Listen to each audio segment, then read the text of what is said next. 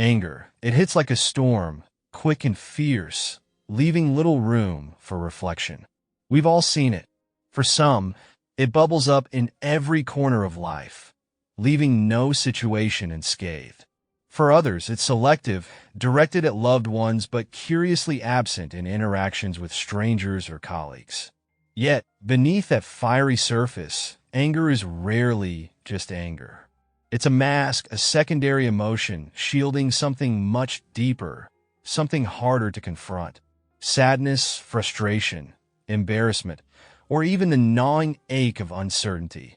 These are the true culprits. Anger is quick. It's instinctive. You can lash out without thought, without having to grapple with the emotional quagmire of vulnerability. Vulnerability, after all, is deeply unsettling.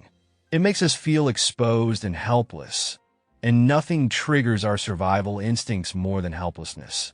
Anger steps in as the armor, a reaction our minds prefer because it's simpler, less draining than dealing with the emotional labyrinth it covers.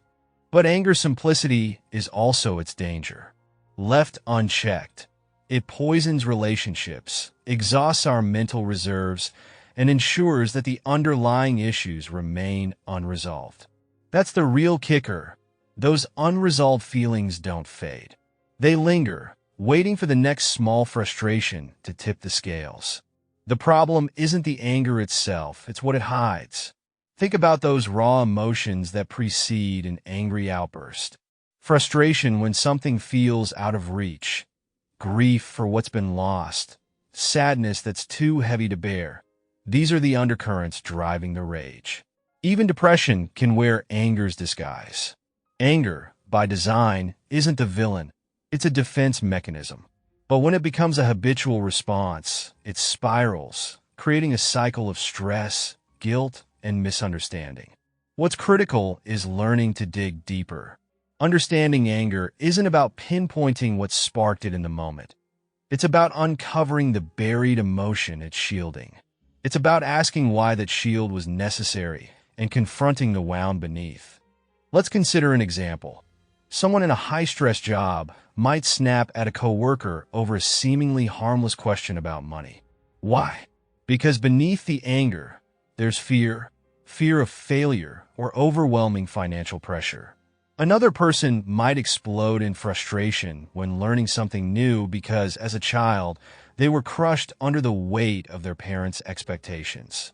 That fear of disappointment, etched deeply into their psyche, still rears its head. These outbursts often trace back to moments long past, moments we thought we'd left behind, but that still hold us captive. The journey to understanding these triggers can be uncomfortable. It's humbling to realize that anger over something trivial, someone forgetting to text back, a messy kitchen, often points to far more significant, unresolved issues. But once the root cause is unearthed, the process of healing becomes far easier than enduring the relentless cycle of emotional fallout that anger leaves in its wake. Anger is intoxicating in its intensity. Adrenaline floods your system, sharpening your senses and tensing your muscles. You might feel heat rise in your body or notice your hands trembling. Even your hearing can change, muffled by the rush of blood. It's a primal response, gearing you up for a fight. Recognizing these physical signs is the first step in breaking anger's hold. Enter the concept of name it to tame it, a practice introduced by Dr. Dan Siegel. This approach is startling in its simplicity. Naming your emotion creates distance from it. By acknowledging the feeling, whether it's frustration, fear, or sadness, you reduce its grip on your thoughts and actions. It's not just psychological, it's biological. Studies have shown how this practice diminishes the intensity of emotional responses. But naming isn't enough. You need to go deeper. If you've been more irritable than usual, take 10 minutes to reflect quietly. Grab a journal or your phone and jot down what's weighing on you. Think about the key areas of life, family, relationships, career, finances, health, and rate your sense of safety and happiness in each. You might discover cracks you didn't realize were there. small things you've ignored, but that are slowly eroding your peace of mind. If your temper has always been short, the roots likely stretch far back into childhood. Our early experiences shape how we process emotions. Even well-meaning parents can leave us with scars, conditional love, high expectations, or subtle disappointments that linger in the background.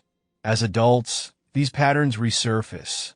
A partner's critique might sting more than it should, not because of what they said, but because it echoes those childhood wounds. The process doesn't end with recognition. After an outburst, once the heat is cooled, reflect. Revisit the moment, dissect it, and ask yourself, what was my anger protecting? What emotion was I really feeling? This kind of introspection takes effort and courage, but it's transformative. Here's a roadmap to guide you. Familiarize yourself with the physical sensations of anger. Recognize the adrenaline spike and the tension it brings. Catch yourself before reacting.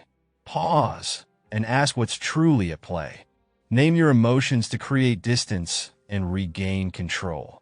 Evaluate your life's key areas to identify unresolved sources of stress or unhappiness. Reflect after each outburst to uncover the moment that triggered the switch from vulnerability to anger. This isn't a quick fix. It's a process, one that requires patience and persistence. But the rewards are immense.